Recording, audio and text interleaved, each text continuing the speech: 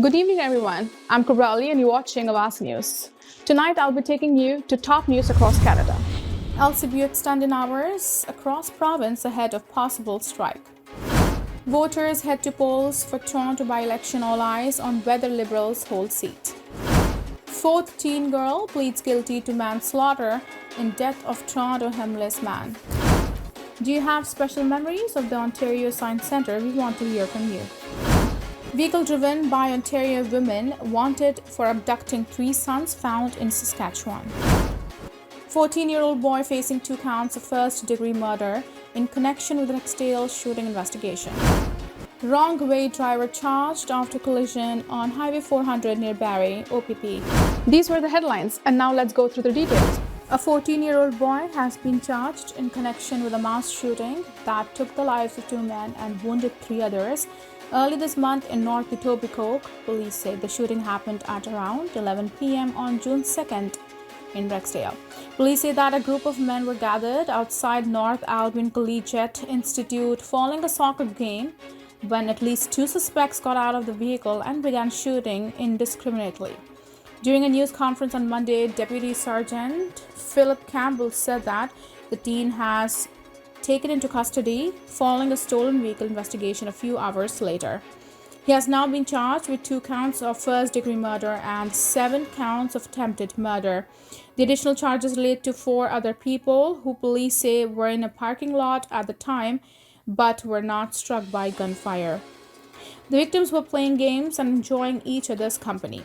There was no known connection between the men and the suspects, Campbell said. Toronto police previously said 2 men in a newer model dark-colored pickup truck pulled into the parking lot of the high school and fired upwards of 50 shots before fleeing the scene.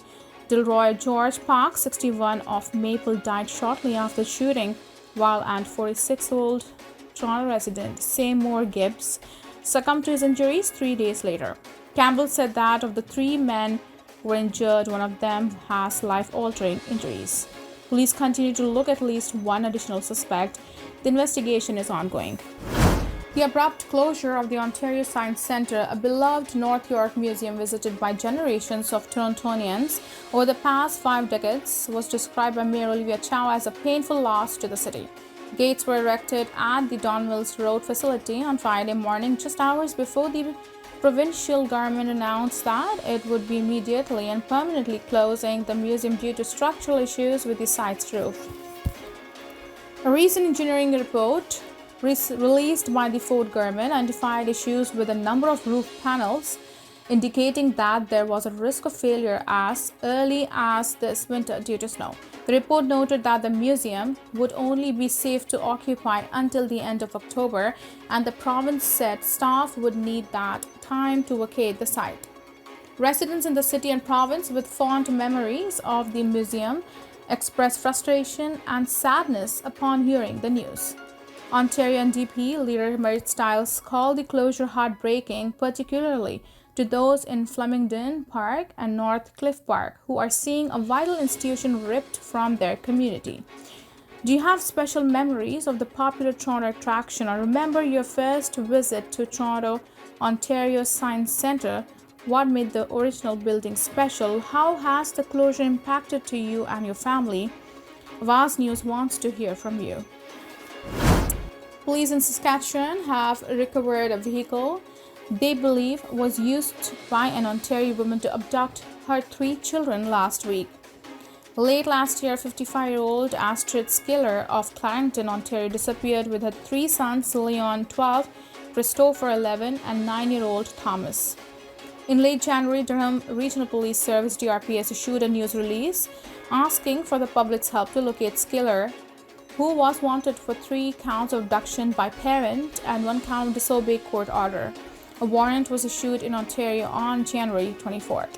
On June 16, Skiller, along with her 3 children, were located at the U.S. border crossing in Boswan, Man. She was arrested on the outstanding Ontario warrant. However, Skiller was later released as it was not extended in Manitoba. The boys, who were unharmed, were taken into care and brought to a safe place in rural Manitoba community of Forest. Early Monday morning, police said that the woman and her three kids had gone missing for a second time. They believe that they fled in a white 2018 Mercedes GLC with British Columbia license plate SJ975W.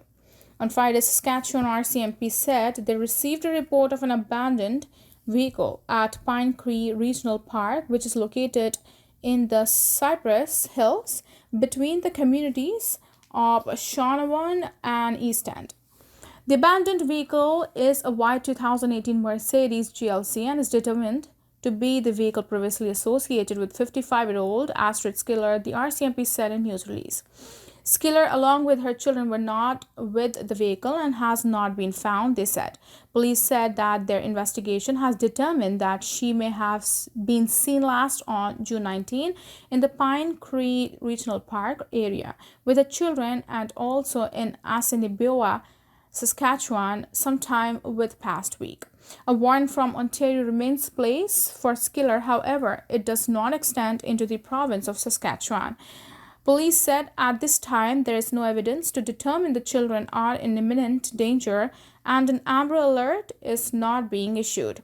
We are seeking the public's assistance to report any sightings of or interactions with Astrid Skiller and or her children to contact police to report this, they said. Anyone with the information is asked to contact police or Crime Stoppers anonymously. Residents of Toronto St. Paul's will head to the polls today to vote for a new member of parliament for their riding, with observers watching to see if the Liberals can hang on to the seat they have held for the 10 last elections. The by-election was prompted by the resignation of former Liberal MP Caroline Bennett, who held the seat for more than 25 years and was recently appointed ambassador to Denmark. As the Conservatives maintain a double-digit lead over the Liberals in the national polls, political watchers will have to close eye on today's race, which appears to be tighter than expected for Liberal stronghold. Liberal candidate Leslie Church has spent most of her career as a political staffer, including as chief of staff to multiple ministers, most recently Finance Minister Chrystia Freeland.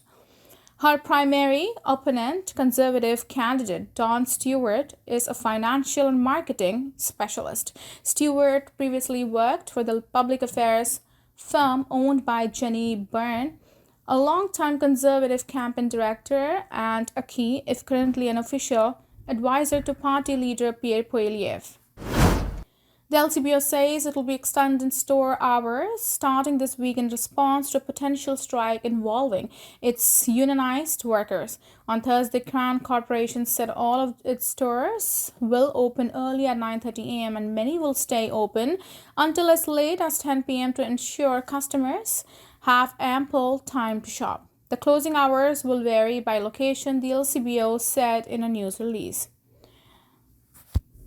Last week, the Ontario Public Service Employees Union OPSEU, which represents about 10,000 LCBO workers, requested a no-board report triggering a 17-day countdown to a possible strike on July 5th at 12:01 a.m. The spokesperson for the union said the day was chosen so as not to impact the long weekend. We encourage customers to shop early and stock up on preferred products. Our shelves are well stocked and we are doing everything we can to maintain inventory levels, the LCBO statement read. The LCBO went on to say that delivery to stores will be available up until June 26 to ensure a timely delivery window for customers. Same-day pickup will be available until July 2nd. Customers may purchase beverage alcohol products through participating on-demand delivery providers from the LCBO until July 4, the news release read. A fourth teen accused in the fatal stabbing of Toronto homeless man has pleaded guilty. The girl, who was 14 at the time of the incident, pleaded guilty to manslaughter in death of 59-year-old Kenneth Lee. Police have alleged that Lee, who was living in the city's shelter system, died after he was swarmed and stabbed by a group of girls in December 2022. 8 girls, all of them between the ages of 13 and 16, were arrested in the hours that followed. The girls were charged with second-degree murder, and a judge recently committed 6 of them to stand trial on that charge, with the other 2 to be tried on the lesser charge of manslaughter. 3 girls have previously pleaded guilty in the case, 2 to manslaughter and 1 to assault causing bodily harm, and assault with a weapon. And the girl was expected to plead guilty but decided last week to be tried in Superior Court instead. Court had not heard what charge she was initially expected to plead guilty to. All the girls who have pleaded guilty are due to appear in the court over the next few months for sentencing submissions. A hearing is scheduled next week for those heading to trial. Ontario Provincial Police say a man has been charged with impaired driving after traveling the wrong way on Highway 400 near Barrie and colliding with another vehicle. The driver, police said, headed southbound in the northbound lanes of the highway from Mapleview Drive in Barrie to Highway 89 in Innisfil. Both drivers were taken to hospital with non-life-threatening injuries. Police say the wrong-way driver, identified by investigators as a 51-year-old Toronto man, was charged with impaired driving and dangerous driving. Thank you for tuning in. I'm Kubra Ali. I'll see you back tomorrow, same time, same channel. Until then, good night.